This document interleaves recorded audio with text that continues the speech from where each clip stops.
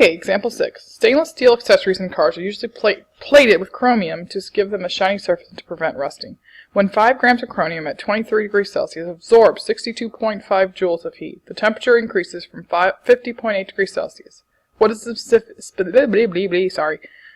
specific heat of chromium? Okay, so once again, I know we already know the formula is the last one, but what you would be thinking about if you were taking a mastery quiz or a test is, which formula should I use? Well, we look at this problem and we see temperatures. The only one of these that has temperatures in it is our third one, so that's the one we will use.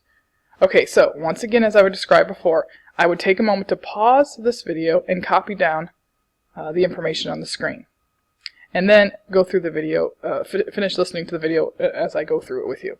Okay, so we already know we're going to do Q equals M times C times delta T. We established that because of the fact that we have temperature present. So as we read this problem, we see that we have 62.5 joules of heat, and it says absorb, so it has to be positive. Remember, anytime we write joules, we want to think about what unit we need. As we read the problem, we see that we have 5 grams. We do not know the specific heat, but we do know that we have final temperature is 50. It gets to 50.8 degrees, and it started at 23 degrees Celsius. So plug numbers in, very simple. Q, 62.5 joules. Remember, joules is an okay unit to use for Q. 5 grams, that's good for mass. Specific heat, we're solving for that. And delta T, remember delta T is TF, 50.8 degrees Celsius, minus TI, 23.00 degrees Celsius. And so we get the problem here. Now what I did first is I subtracted these and wrote that down just to make it easier. And then I'm going to take this, divided both of these.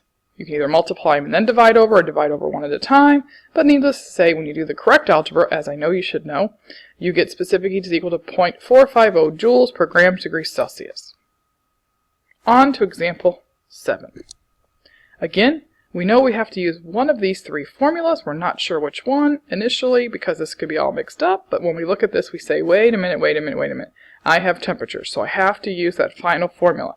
Okay, so example 7, the specific heat of aluminum is 0.902 joules per gram degree Celsius. If a 306.6 gram of aluminum pie pan absorbs 145.6 kilojoules of heat to raise the temperature to 183.2 degrees Celsius, what is its initial temperature?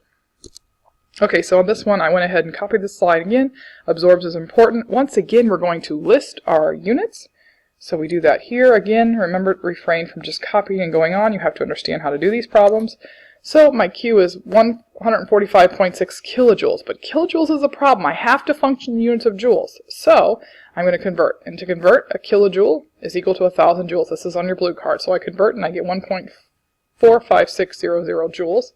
From the problem, I grab 306.6 grams. From the problem, I grab 0.902 joules grams degree Celsius. And I grab the final temperature to be 183.2 degrees Celsius. We're looking for TI. Okay, plug things in. Plugged in let's try that again. Plugged in 1.45600 joules equals mass 306.6 grams, specific heat 0.902 joules per grams degree Celsius times TF minus TI. TF was 183.2 degrees Celsius minus TI, which is what we're solving for. Now, the math here needs to be a little different than we've been doing. So first thing I did is I multiplied these two numbers, the 306.6 and the 0.902, and got 277. Then I took the 1.45600 joules and divided by 277. That's how I got 526 using my sig figs degrees Celsius equals what's left over here. Because remember, we divided that over, so now this is what's left, and then I put it down here. So 183.2 minus TI. So now to solve for TI, I'm going to subtract 183.2. Why would I do that? Because there's not a negative symbol here. So to get it on the other side, I must subtract it. So then negative TI, because remember, it's still negative TI, okay, because I haven't done anything with that negative, equals 343 degrees Celsius. Now, I don't want to leave it as negative TI. I didn't ask for the negative of the initial temperature. I asked for the initial temperature. So to do that, I divide both sides by -1. So TI is equal to negative 343 degrees Celsius.